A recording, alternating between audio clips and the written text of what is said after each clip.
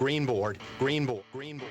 5, 4, 3, 2, 1, engine start, and liftoff of the Delta II rocket carrying the Spirit from Earth to planet Mars. 3, 2, main engine start, 0, and liftoff of the Delta rocket with Opportunity, a chance to explore and unlock the secrets of our neighboring planet.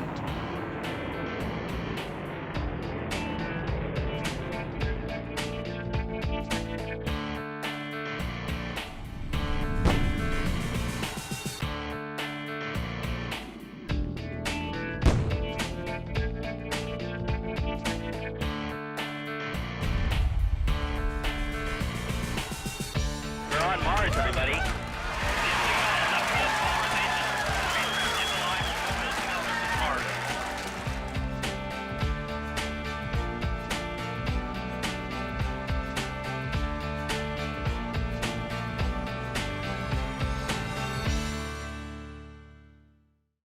The two landing sites are very different, and we've used the two vehicles very differently since we arrived there.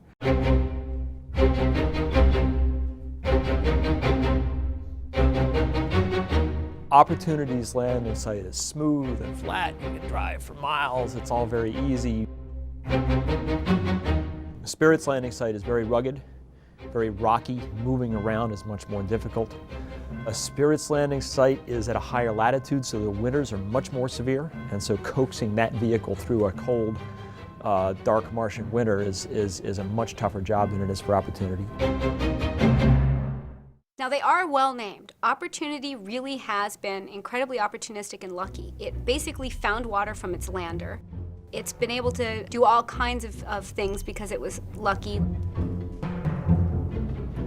Like being able to drive into these craters. It found its own heat shield, and we were able to examine for the first time a heat shield that was used on another planet because it happened to land nearby. Spirit really has had to have a lot of spirit to keep going. It's been the little rover that could, in a way. It's had to work very hard for all of its discoveries. These are phenomenal vehicles, so well engineered and designed and built. That they've been able to last, but they've been able to do this very challenging, dangerous exploration of the surface. I mean, they are very much intrepid explorers, our proxies on the surface of Mars, going forth to explore this hostile and alien world. Mars is a nasty place, and one of the things that Mars does is every so often blows up into a global dust storm. Our third summer on Mars, it happened. The storm went global, blocked out the sky. If you were sitting at the surface of Mars where Opportunity was, the amount of direct sunlight hitting the solar panels was less than 1% of what it would be with a clear atmosphere. You could barely tell where the sun was in the sky. This is a very scary thing if you're a solar-powered vehicle, obviously. And it was this kind of helpless feeling. You're sitting there and Mars is doing what it does, and it's, you sit there feeling like the planet's trying to kill our rovers. And we had this very challenging job of managing this tiny amount of power that we had on board the vehicle.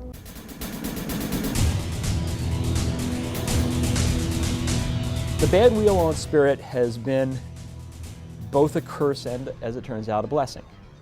The curse part is obvious. It's very hard to drive that vehicle now. Spirit's in some pretty tough terrain anyway, and now you're dragging this dead wheel through the dirt.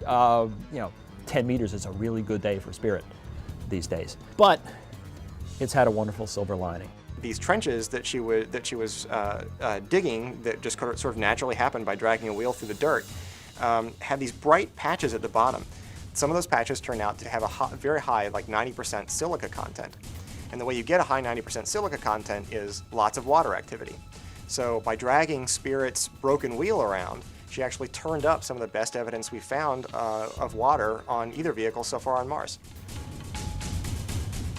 Getting the Victoria was great. I mean, it was 21 months of trudging endlessly across these plains and hardly seeing the scenery change at all. And then one day we're right at the rim of it, and poof, there's just this spectacular scenery, this fabulous geology laid out in front of us. And yeah, the combination of just what a glorious view it was, plus so much effort that went into getting there. Pulling up to the rim of Victoria was, to me, one of the really special moments in the whole mission. How do I feel about the fact that it's going on for 5 years? Exhausted. I mean, really tired. You know, I thought we were going to get maybe 6 months out of these things. I never thought we'd get 5 years. I was one of the optimists that felt the rovers would survive the first winter and that we would have an extended mission. But I never thought they would last through 3 Martian winters and continue to explore for 5 years. I never in my wildest imagination believed it was going to go on for 5 years and give me this opportunity to see so much of Mars and for so long, and to learn so much about, not only about the vehicles, but about the science of Mars and about, you know, the area in which they landed, and to just have this opportunity that I thought was going to be a terrific little kind of short honeymoon, just kind of go on and on and on and on and on, and just get better all the time. We're going to push these rovers as hard as we can for as long as we can. You know, as long as they keep on moving, as long as they keep making discoveries, it is our responsibility to push these vehicles until they drop. The rovers have made Mars familiar to us. You know, prior to their landing, it was this mysterious place. And even though we had had successful orbiting missions, we didn't have a human perspective on Mars. It was always a very distant perspective. The rovers have given us that human perspective, and now it is familiar to us.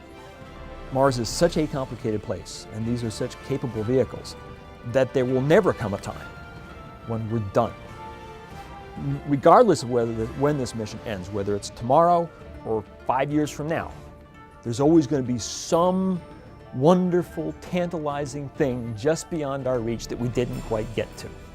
When our children and grandchildren bring home that science book where it says, you know, there is evidence of liquid water on Mars, to know that you helped build and operate and direct the rover to that spot, yeah, that's very rewarding.